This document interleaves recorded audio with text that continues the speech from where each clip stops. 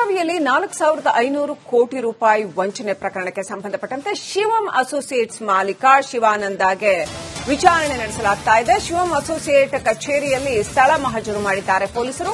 ಕಂದಾಯ ಇಲಾಖೆ ಹಾಗೂ ಪೊಲೀಸರು ಬಂದು ಇಲ್ಲಿ ಸ್ಥಳ ಮಹಜರು ಮಾಡಿದ್ದಾರೆ. ಕಚೇರಿಯ ವಸ್ತುಗಳನ್ನು ಅಧಿಕಾರಿಗಳು ಜಪ್ತಿ ಮಾಡಲಿದ್ದಾರೆ ಅಂತ ಹೇಳಲಾಗಿದೆ.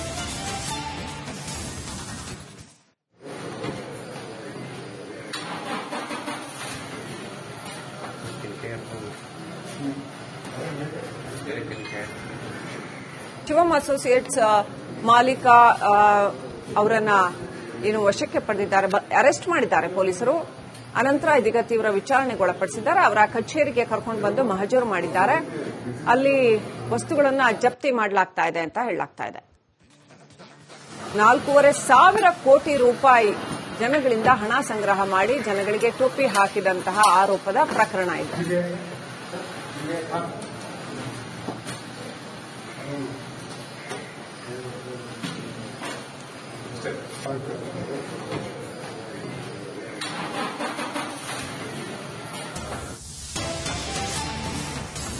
ಹಣದ ಮಾಹಿತಿಯನ್ನ ಜಾಲಾಡ್ತಾ ಇದ್ದಾರೆ ತನಿಖಾಧಿಕಾರಿಗಳು. ಇಡೀ ರಾತ್ರಿ ಶಿವಾನಂದ ನೀಲಣ್ಣವರ್ ಅವರನ್ನ ವಿಚಾರಣೆಗೆ ಒಳಪಡಿಸಿದ್ದಾರೆ. ಎಲ್ಲದಕ್ಕೂ ಕೂಡ ಓಂ ನಮ ಶಿವಾಯ ಅಂತ ಹೇಳ್ತಾ ಇದ್ದಾರೆ ನೀಲಣ್ಣವರ್. ಅದರ ಅಧಿಕಾರಿಗಳ ಪ್ರಶ್ನೆಗೆ ಉತ್ತರ ಕೊಡಲೇಬೇಕಾಗತ್ತೆ. ಹಣ ಹೇಗೆ ವಾಪಸ್ ಕೊಡ್ತೀಯಾ ಅನ್ನೋ ಪ್ರಶ್ನೆ ಕೇಳ್ತಾ ಇದ್ದಾರೆ ಅಧಿಕಾರಿಗಳು. ನನ್ನನ್ನು ಯಾರೂ ಹಣ ಕೇಳೋದಿಲ್ಲ ಅಂತ ನೀಲಣ್ಣವರ್ ಹೇಳಿದ್ದಾರೆ ಅಂತ ಹೇಳಲಾಗಿದೆ. ಇಷ್ಟೊಂದು ಹಣವನ್ನ ತೊಡಗಿಸಿ ಆರ್ಬಿಐ ಗೈಡ್ಲೈನ್ಸ್ ಅನ್ನು ಕೂಡ ಮೀರಿ, ಎಲ್ಲ ನಿಯಮಾವಳಿಗಳನ್ನ ಮೀರಿ ಇಷ್ಟೊಂದು ಹಣವನ್ನ ತೊಡಗಿಸಿರ್ತಕ್ಕಂಥದ್ದು. ಸಾವಿರಾರು ಜನ ಇದರಲ್ಲಿ ಲಕ್ಷಾಂತರ ರೂಪಾಯಿ ಹಣ ತೊಡಗಿಸಿದ್ದಾರೆ. ಹಾಗಾಗಿ ಸಾವಿರಾರು ಕೋಟಿ ಮೊತ್ತದ ವಂಚನೆ ಪ್ರಕರಣ ಇದಾಗಿದೆ. ಪ್ರಕರಣದ ಬಗ್ಗೆ ಇನ್ನಷ್ಟು ಅಪ್ಡೇಟ್ ಪಡ್ಕೊಳ್ಳೋಣ. ನಮ್ಮ ಪ್ರತಿನಿಧಿ ಮೈಲಾರಿ ಪಟಾತ್ ಲೈವ್ ಕನೆಕ್ಟ್ ಇದ್ದಾರೆ. ಮೈಲಾರಿ, ಬೆಳಗಾವಿಯಲ್ಲಿ ಬೃಹತ್ ವಂಚನೆ, ಸಾವಿರಾರು ಕೋಟಿ ರೂಪಾಯಿಗಳ ಬೃಹತ್ ವಂಚನೆಯ ಮತ್ತೊಂದು ಪ್ರಕರಣ ಇದು. ಅತ್ಯಂತ ಕುತೂಹಲ ಕೆರಳಿಸಿರ್ತಕ್ಕಂಥ ಪ್ರಕರಣ. ತಡವಾಗಿ ಬೆಳಕಿಗೆ ಬಂದಿದ್ದು ಯಾಕೆ? ಏನೆಲ್ಲ ನಡೆದಿದೆ? ಈಗ ಪೊಲೀಸರ ತನಿಖೆಯಲ್ಲಿ ಯಾವೆಲ್ಲ ವಿಚಾರಗಳು ಬಯಲಾಗ್ತಾ ಇದ್ದಾವೆ? ತನಿಖೆ ಯಾವ ನಿಟ್ಟಿನಲ್ಲಿ ಸಾಗಿದೆ ಮೈಲಾರಿ?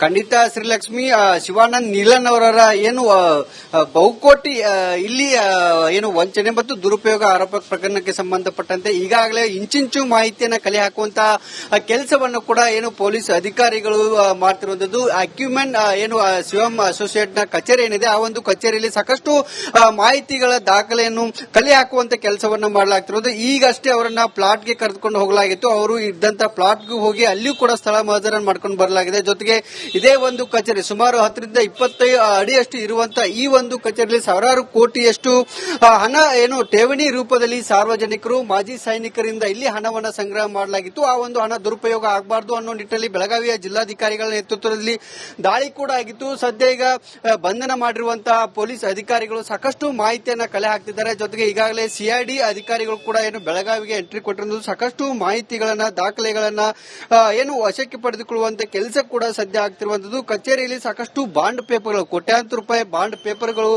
ಇಲ್ಲಿ ಜೊತೆಗೆ ಚೆಕ್ ಗಳನ್ನ ಕಂಡು ಅಧಿಕಾರಿಗಳು ಕೂಡ ದಂಗಾಗಿರುವಂತದ್ದು. ಕೇವಲ ಒಂದೇ ವಾರದಲ್ಲಿ ಸುಮಾರು 50 ಕೋಟಿಗೂ ಅಧಿಕ ಮಾಹಿತಿ ಅಂದ್ರೆ ರೂಪಾಯಿ ಹೂಡಿಕೆ ಆಗಬೇಕಿತ್ತು. ಆ ಒಂದು ಹೂಡಿಕೆ ಮಾಡೋದಕ್ಕಾಗಿ ಖಾಲಿ ಬಾಂಡ್ ಪೇಪರ್ ಜೊತೆಗೆ ಖಾಲಿ ಪೇಪರ್ಗಳಿಗೆ ಇಲ್ಲಿ ಈತ ಸಹಿ ಮಾಡಿದ. ಸುಮಾರು 3,700 ಚೆಕ್ ಜೊತೆಗೆ ಬಾಂಡ್ ಪೇಪರ್ ಪತ್ತೆ ಆಗಿದೆ ಅನ್ನೋ ಒಂದು ಮಾಹಿತಿ ಕೂಡ ಇರುವಂತದ್ದು. ಹಣ ಹೂಡಿಕೆ ಆಗದಿದ್ದಂತೆ ಹೂಡಿಕೆ ಮಾಡೋರಿಗೆ ನೀಡಬೇಕಿದ್ದಂತ ಈ ಎಲ್ಲ ಚೆಕ್ಗಳು, ಬಾಂಡ್ ಪೇಪರ್ನ ಸದ್ಯ ಏನು ಪೊಲೀಸ್ ಅಧಿಕಾರಿಗಳು ಏನು ಜಪ್ತಿಯನ್ನ ಮಾಡಿಕೊಂಡಿರುವಂತದ್ದು. ಜೊತೆಗೆ ಸುಮಾರು ಒಂದೊಂದು ಚೆಕ್ ನ ಬೆಲೆ 1 ಲಕ್ಷದಿಂದ ಹಿಡಿದು 25 ಲಕ್ಷದವರೆಗೂ ಕೂಡ ಇತ್ತು ಅನ್ನೊಂದು ಮಾಹಿತಿ ಸದ್ಯ ಇರುವಂತದ್ದು. ಈಗಾಗಲೇ ತನಿಖಾಧಿಕಾರಿಯಾಗಿ ಏನು ಎಸಿಪಿ ಮಾನಮಾರ್ತಿಯ ಪೊಲೀಸ್ ಠಾಣೆ ಎಸಿಪಿ ಆಗಿರುವಂತಹ ಸಂತೋಷ್ ಸತ್ನಾಯಕ್ ಅವರ ನೇತೃತ್ವದಲ್ಲಿ ತನಿಖೆ ಕೂಡ ಆಗ್ತಿರುವಂತದ್ದು. ಈಗಾಗಲೇ ಈ ಒಂದು ಏನು ತನಿಖೆಯನ್ನ ಸಂಪೂರ್ಣವಾಗಿ ಮಾರ್ಗದರ್ಶನ ಮಾಡುವಂತ ಕೆಲಸವನ್ನ ಬೆಳಗಾವಿಯ ಜಿಲ್ಲಾಧಿಕಾರಿಗಳು ಇರಬಹುದು ಅಥವಾ ಇಲ್ಲಿರುವಂತಹ ಕಮಿಷನರ್ ಅವರು ಮಾಡ್ತಿರುವಂತದ್ದು. ಜೊತೆಗೆ ಇಲ್ಲಿ ಮುಂದಿನ ದಿನಗಳಲ್ಲಿ ಹಣ ದುರುಪಯೋಗ ಆಗಬಾರದು. ಸುಮಾರು 4,500 ಕೋಟಿಯಷ್ಟು ಹಣ ದುರುಪಯೋಗ ಸದ್ಯ ಆಗಿರುವಂತಹ ಮಾಹಿತಿ ಕೂಡ ಇರುವಂತದ್ದು. ಹಾಗಾಗಿ ಮುಂದೆ ಜನ ಹಣವನ್ನ ಹೂಡಿಕೆ ಮಾಡಿ ಇಲ್ಲಿ ಏನು ತಮ್ಮ ಹಣವನ್ನ ಕಳೆದುಕೊಳ್ಳಬಾರದು ಅನ್ನೋ ಕಾರಣಕ್ಕಾಗಿ ಮುಂಜಾಗ್ರತಾ ಕ್ರಮವಾಗಿ ಸದ್ಯ ಏನು ಪೊಲೀಸರು ದಾಳಿ ನಡೆಸಿ ಈ ಒಂದು ಬೃಹತ್ ದಾಳಿಯನ್ನು ಮಾಡಿರುವಂತದ್ದು. ಸದ್ಯ ತನಿಖೆಯನ್ನ ಮಾಡ್ತಿರುವಂತಹ ಪೊಲೀಸ್ ಅಧಿಕಾರಿಗಳ ಸಾಕಷ್ಟು ಮಾಹಿತಿಗಳು ಸದ್ಯ ಸಿಗ್ತಾ ಇರುವಂತದ್ದು. Shrilakshmi, right, thank you Mailari ಡೀಟೇಲ್ಸ್ಗಾಗಿ.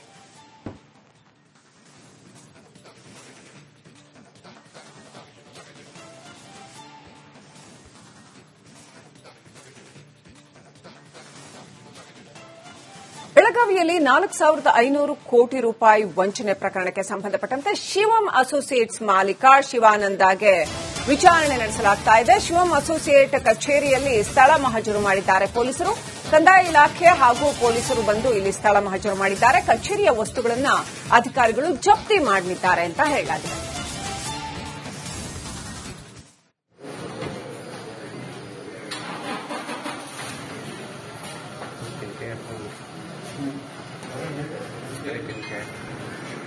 Shivam associates ಮಾಲೀಕ ಅವರನ್ನ ವಶಕ್ಕೆ ಪಡೆದಿದ್ದಾರೆ, ಅರೆಸ್ಟ್ ಮಾಡಿದ್ದಾರೆ ಪೊಲೀಸರು.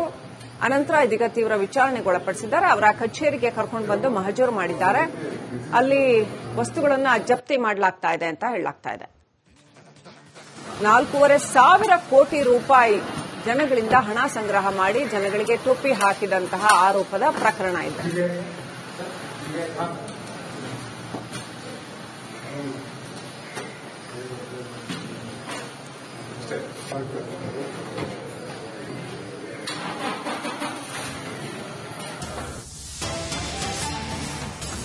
ಹಣದ ಮಾಹಿತಿಯನ್ನ ಜಾಲಾಡ್ತಾ ಇದ್ದಾರೆ ತನಿಖಾಧಿಕಾರಿಗಳು.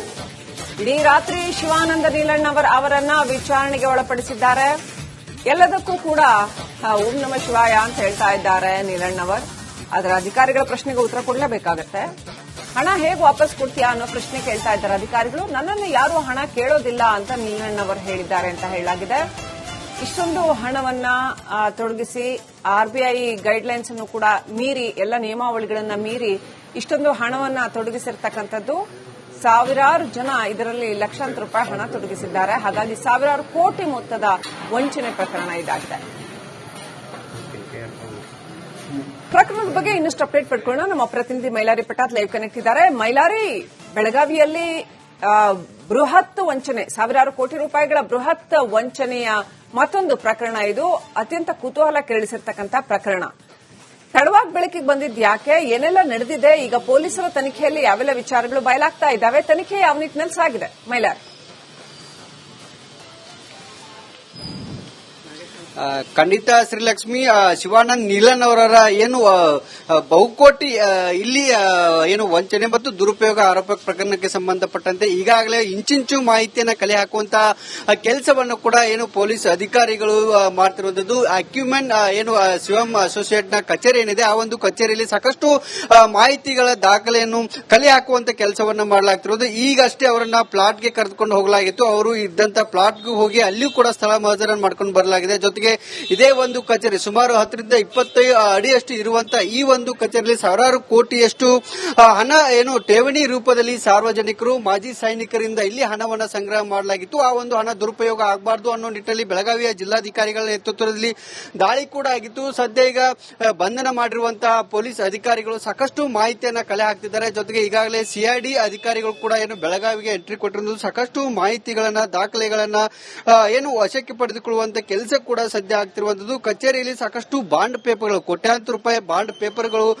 ಇಲ್ಲಿ ಜೊತೆಗೆ ಚೆಕ್ ಗಳನ್ನ ಕಂಡು ಅಧಿಕಾರಿಗಳು ಕೂಡ ದಂಗಾಗಿರುವಂತದ್ದು. ಕೇವಲ ಒಂದೇ ವಾರದಲ್ಲಿ ಸುಮಾರು 50 ಕೋಟಿಗೂ ಅಧಿಕ ಮಾಹಿತಿ, ಅಂದ್ರೆ ರೂಪಾಯಿ ಹೂಡಿಕೆ ಆಗಬೇಕಿತ್ತು. ಆ ಒಂದು ಹೂಡಿಕೆ ಮಾಡೋದಕ್ಕಾಗಿ ಖಾಲಿ ಬಾಂಡ್ ಪೇಪರ್ ಜೊತೆಗೆ ಖಾಲಿ ಪೇಪರ್ಗಳಿಗೆ ಇಲ್ಲಿ ಈತ ಸಹಿ ಮಾಡಿದ. ಸುಮಾರು 3,700 ಚೆಕ್ ಜೊತೆಗೆ ಬಾಂಡ್ ಪೇಪರ್ ಪತ್ತೆ ಆಗಿದೆ ಅನ್ನೋ ಒಂದು ಮಾಹಿತಿ ಕೂಡ ಇರುವಂತದ್ದು. ಹಣ ಹೂಡಿಕೆ ಆಗ್ತಿದ್ದಂತೆ ಹೂಡಿಕೆ ಮಾಡೋರಿಗೆ ನೀಡಬೇಕಿದ್ದಂತ ಈ ಎಲ್ಲ ಚೆಕ್ಗಳು, ಬಾಂಡ್ ಪೇಪರ್ನ ಸದ್ಯ ಪೊಲೀಸ್ ಅಧಿಕಾರಿಗಳು ಜಪ್ತಿಯನ್ನ ಮಾಡಿಕೊಂಡಿರುವಂತದ್ದು. ಜೊತೆಗೆ ಸುಮಾರು ಒಂದೊಂದು ಚೆಕ್ ನ ಬೆಲೆ 1 ಲಕ್ಷದಿಂದ ಹಿಡಿದು 25 ಲಕ್ಷದವರೆಗೂ ಕೂಡ ಇತ್ತು ಅನ್ನೋ ಒಂದು ಮಾಹಿತಿ ಸದ್ಯ ಇರುವಂತದ್ದು. ಈಗಾಗಲೇ ತನಿಖಾಧಿಕಾರಿಯಾಗಿ ಎಸಿಪಿ ಮಾನಮಾರ್ತಿಯ ಪೊಲೀಸ್ ಠಾಣೆ ಎಸಿಪಿ ಆಗಿರುವಂತಹ ಸಂತೋಷ್ ಸತ್ನಾಯಕ್ ಅವರ ನೇತೃತ್ವದಲ್ಲಿ ತನಿಖೆ ಕೂಡ ಆಗ್ತಿರುವಂತದ್ದು. ಈಗಾಗಲೇ ಈ ಒಂದು ತನಿಖೆಯನ್ನ ಸಂಪೂರ್ಣವಾಗಿ ಮಾರ್ಗದರ್ಶನ ಮಾಡುವಂತ ಕೆಲಸವನ್ನ ಬೆಳಗಾವಿಯ ಜಿಲ್ಲಾಧಿಕಾರಿಗಳು ಇರಬಹುದು ಅಥವಾ ಇಲ್ಲಿರುವಂತಹ ಕಮಿಷನರ್ ಅವರು ಮಾಡ್ತಿರುವಂತದ್ದು. ಜೊತೆಗೆ ಇಲ್ಲಿ ಮುಂದಿನ ದಿನಗಳಲ್ಲಿ